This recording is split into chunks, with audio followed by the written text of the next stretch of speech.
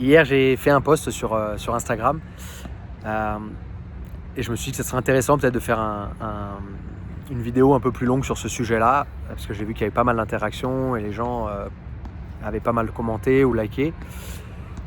Et le post en question, c'était pourquoi se contenter de la médiocrité quand on peut aller chercher l'excellence. Désolé, il y a plein de mouches à cette heure-là, c'est pas la meilleure heure pour filmer, donc je vais devoir souvent faire ça. Souvent en fait par flemme souvent. Alors ça peut être la flemme, ça peut être une raison économique, d'argent, ça peut être aussi le temps, on n'a pas forcément du temps, ou on trouve pas le temps en tout cas pour aller chercher l'excellence alors que c'est accessible. Aujourd'hui ça reste quand même quelque chose d'accessible à travers les transports en commun quand même qui sont améliorés, ou la voiture, ou peu importe, ou Blablacar, ou tous ces trucs là. On a aussi les sites internet qui nous donnent facilement l'accès à la connaissance. Donc on a quand même des formats comme YouTube où c'est gratuit. On a des formats où ça va être un peu plus construit, connecté, comme dans notre sport BJJ Fanatics. Et puis après, c'est tout ce qui est être encadré par un maîtré, par un mentor, etc. C'est ce qui va nous permettre très certainement de faire moins d'erreurs, d'aller plus vite et de comprendre ce qu'on doit faire en fait.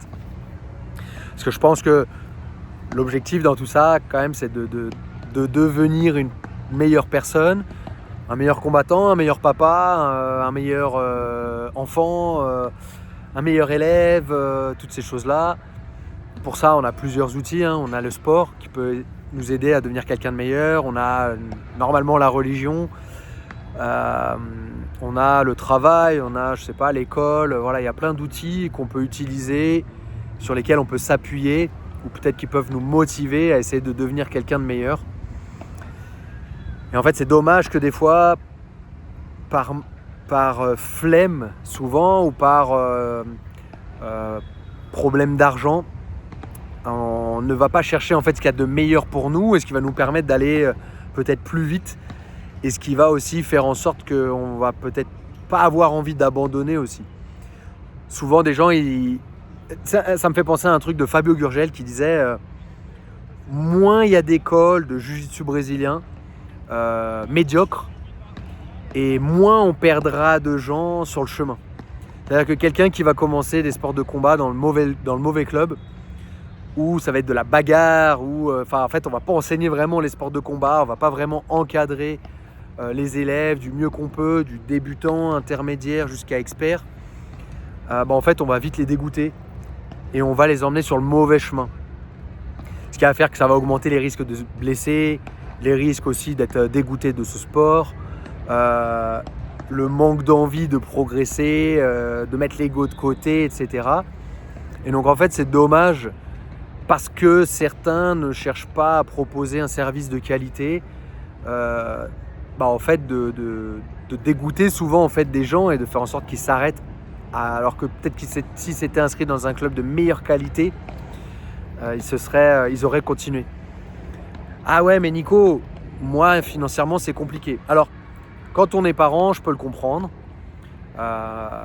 C'est vraiment difficile d'être parent. C'est pas impossible, attention, mais c'est très difficile quand on est parent de aller chercher ce petit plus financier qui pourra nous permettre de continuer de nous entraîner, ou d'être une meilleure personne, avoir un mental plus fort, un physique plus fort, etc.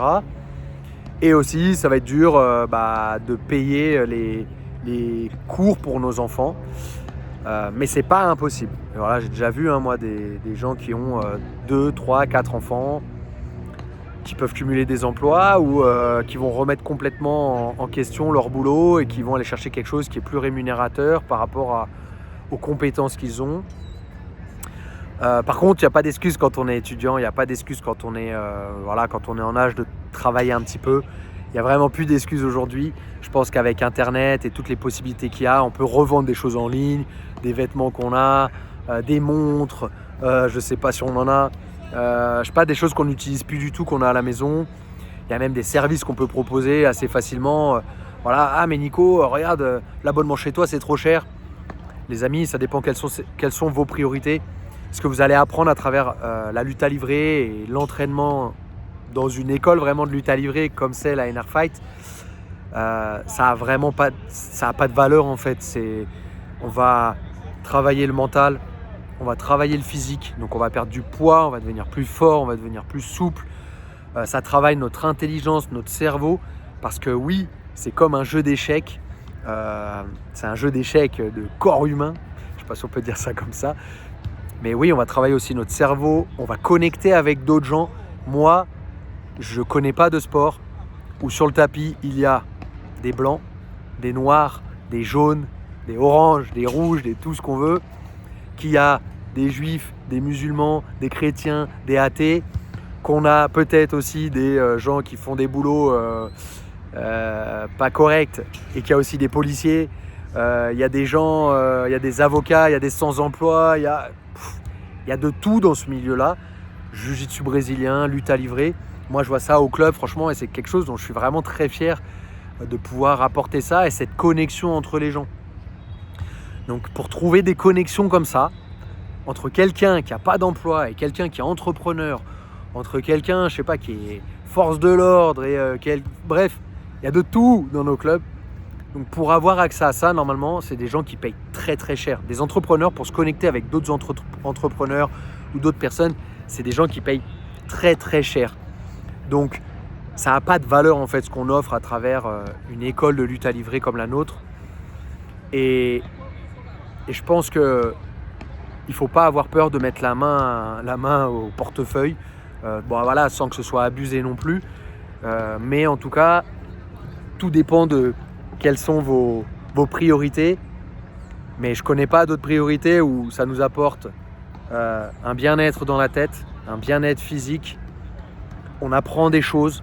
Et puis apprendre à se battre, apprendre à se défendre, ça reste quand même quelque chose que tout le monde... Il n'y a personne qui ne veut pas apprendre ça.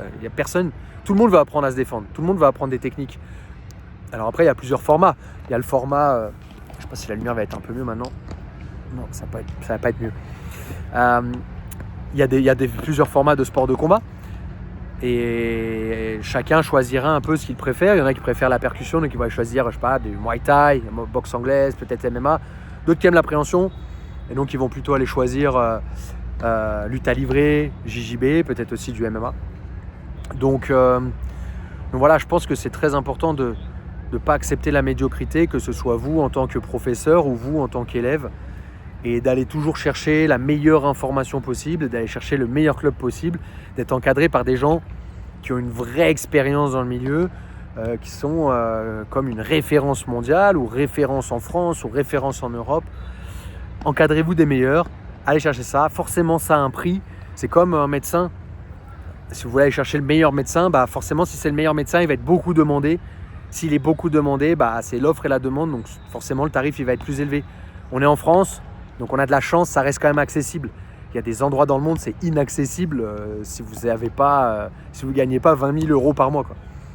Mais des bons médecins en France, ça reste accessible. Des bons clubs de sport de combat, ça reste accessible. Donc profitons-en, on est en France et il faut en